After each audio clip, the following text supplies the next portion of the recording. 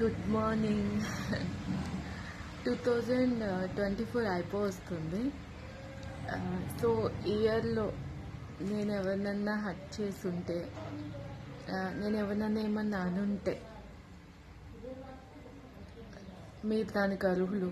నేనైతే మీకు సారీ చెప్పను. నెక్స్ట్ ఇయర్ నా జోలికి వస్తే తోలు తీస్తా.